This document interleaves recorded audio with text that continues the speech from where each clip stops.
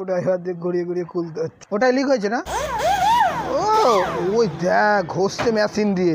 তুই আমাকে একটা কথা বল, এই রুটে এমন একটা জিনিস নেই, বল তো কি নেই? গাড়িটাকে ব্যাক লাগাচ্ছি, আমরা আজকে 4 চাকা করে ঘুরতে যাবো। এবার কিন্তু লুকিং গ্লাসে দেখছে যাক যাক আমাদের 4 হুইলার বেরিয়ে গেছে। এই দিয়ে যাবি? চলো আগে কন্টিনিউ করবো ভিডিওটা। বাবু আমার কাছে ফুল দিয়েছে না, আমাদের পাড়ার রাস্তা দেখতে ভালোই লাগছে। এটা কে যাচ্ছে? অন্য কেউ হলে ওই বাবু না ইয়ে হলে নিয়ে নিতাম। বাবু শোনা খেলার মাঠ দিয়ে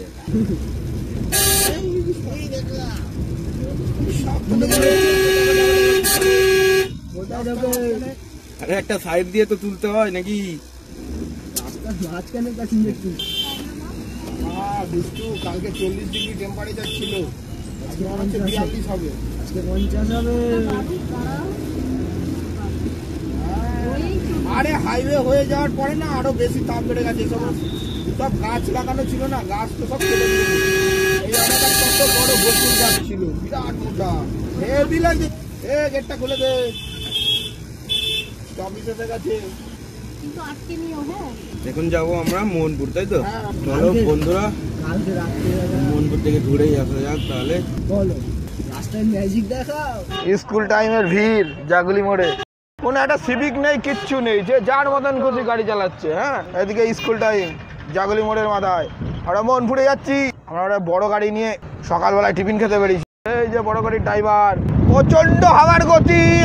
আমরা মোহনপুরের কাছাকাছি চলে এসেছি, বিসিকেবি গেটের কাছে। বিধানচন্দ্র কৃষি বিশ্ববিদ্যালয়ের সামনে দিয়ে ক্রস করলাম আমরা।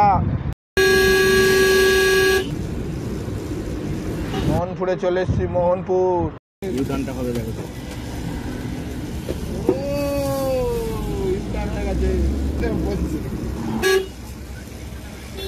আমরা খেতেই তো এসছি মোহন, খাবি না? এটা লজ্জা কি আছে? অসুস্থ কথা, খেতে এসছি, খাবো না? রোদ হয়ে গেছে গাড়িতে, এখন আইসক্রিম খাওয়া চলছে আমাদের। খাওয়া দাওয়া শেষ। মোহনপুরে অষ্টম প্রহর কীর্তন ছিল, কালী মন্দির মোহনপুরের। এই রুটে এমন একটা জিনিস নেই, বলতো কি নেই? কিছুই নেই, বাস স্ট্যান্ড নেই। হ্যাঁ আছে। এই রুটে বাস স্ট্যান্ড নেই, কোনো বাস স্ট্যান্ড নেই। বাস দাঁড়ায় কিন্তু বাস স্ট্যান্ড নেই। সিনেমা হল ছিল মোহনপুরে, সিনেমা হল এখন বড় বড় বিল্ডিং হয়ে গেছে।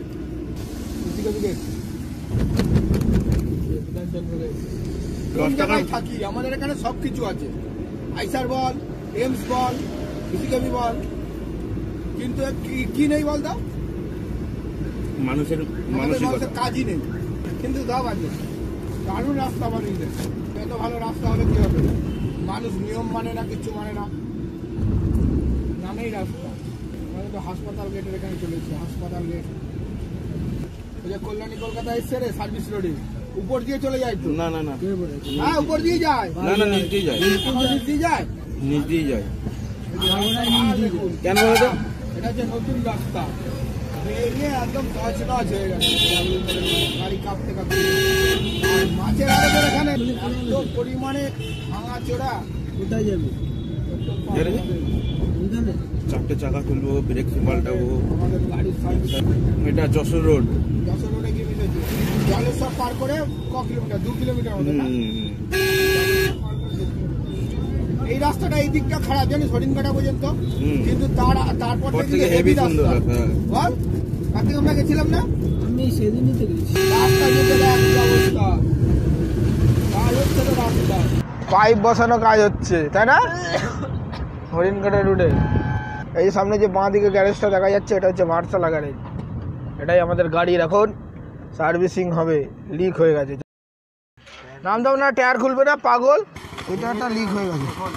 ও পাচ্ছে না, দাঁড়া দাঁড়া, উপরে উঠে দাঁড়া, দাঁড়া দাঁড়া, চাপ দে। ও দেখ